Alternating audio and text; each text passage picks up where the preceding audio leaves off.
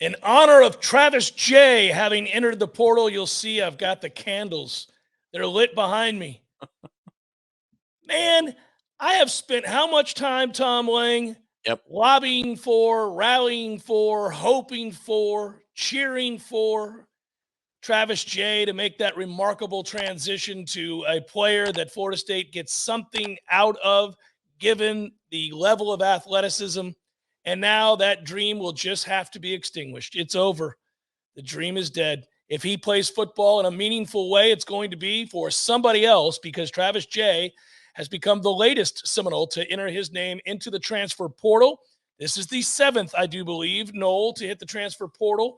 That's what do we have? Bishop and Duke and Micah and Herring and Dix and Woody and now Jay. Hey, it's order. It's just the order of the names, guys.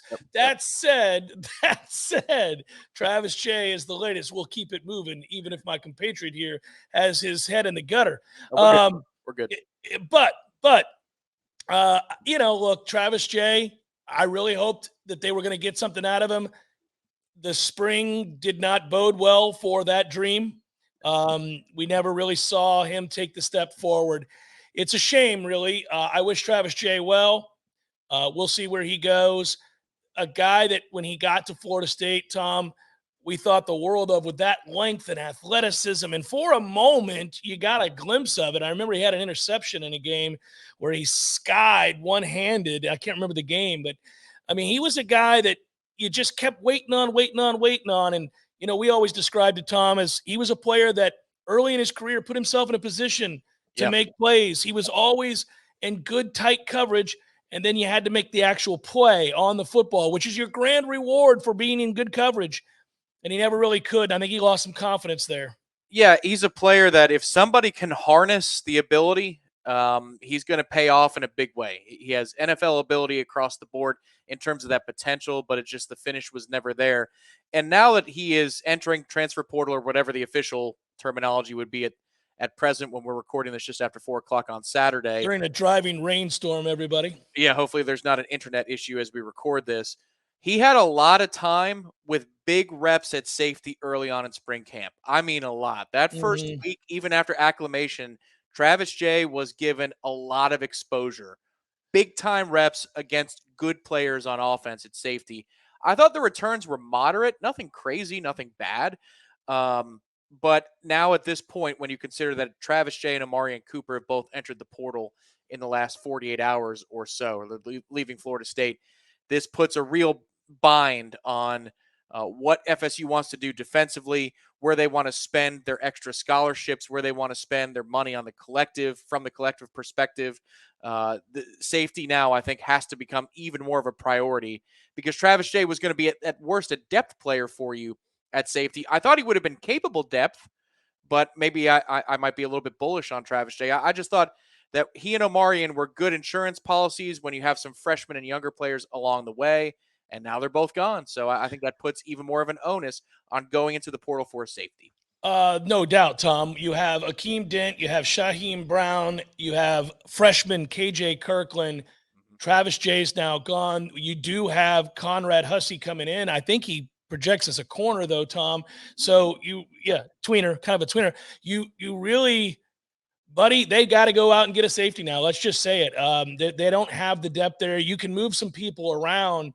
Of course, Renardo Green has played safety, but he emerged from camp as the better corner. I mean, he's a starting corner. He just is. And so I don't know. I think that this guarantees. We wondered aloud, who would they go out and get? What would they prioritize?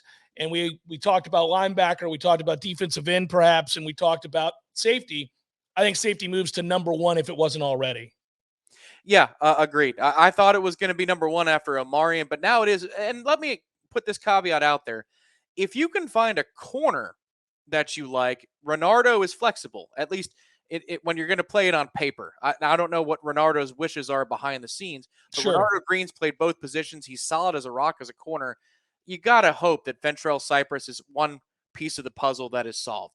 And you've seen that Greedy Vance and Jerryon Jones have provided you good answers Mm-hmm. otherwise. Azareye'h Thomas is another, I don't know, how do you want to steer the rest of his career?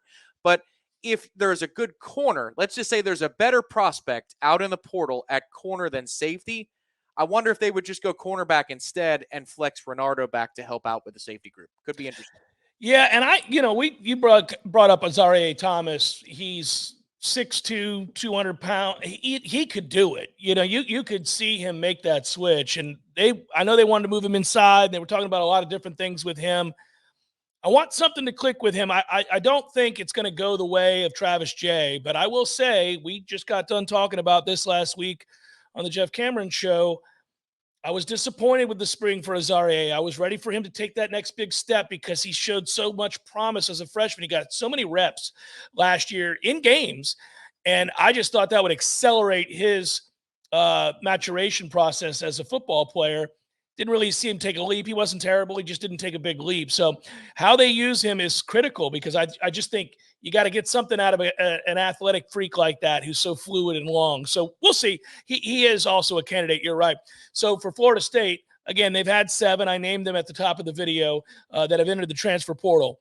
I would assess this as I did before as, okay, if you get through this with the guys that we named having left, it's not the end of the world. You have not been gut punched, but you are now thinned in some places, and you are especially thinned now in that secondary, particularly at safety, as you noted. The last time we did a video, it was Duke Cooper. So, that's the other problem. It's probably not apropos of 2023, but I would say I would be interested to hear both Adam Fuller and position coach Patrick Surtain's opinion on Quindarius Jones as we move forward as well. That is a player who could be a corner. He could be a safety. I just wonder if you have a need at this position from a depth standpoint and you've got some freshmen that could play either or, would you steer them in a direction earlier in their career? I just hate for a guy like Renardo Green to be moved back and forth over and over again. Akeem Dent has had that happen in his career.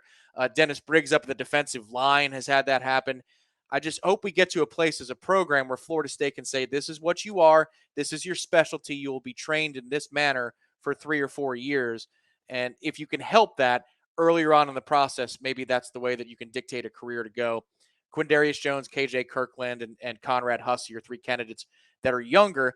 It's not illegal to have a freshman come in and contribute, but I think the insurance policy is probably what they're going to do at this point now. For those of you that continue to be stressed by the transfer portal and players' names being entered into it, hang in there. You got one more day. This nightmare is almost over, kind of, but at least in terms of when people can declare. I do think, I'll reiterate this one last thing as we put a ribbon on this.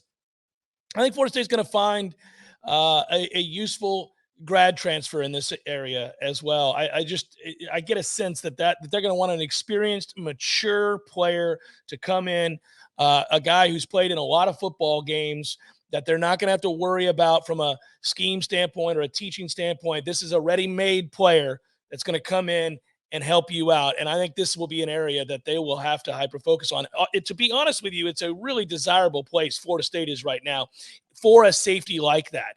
You come in here, they're on the cusp of a really good season. You're going to be a part of a lot of winning. You might be a part of a college football playoff appearance. You might get a ring out of this, whether that be an ACC championship or Dare to Dream national championship. But the point is, this is a real good football team, and I would think a desirable place for anybody playing this position. One other note on that pitch, that defensive front is going to afford you a lot of opportunities as a safety to ball hawk. So, I mean, this is a great situation. If the defensive front was awful, perhaps it's less attractive, but they've got a real pitch that they can make as a defensive staff and obviously Mike Norvell as well.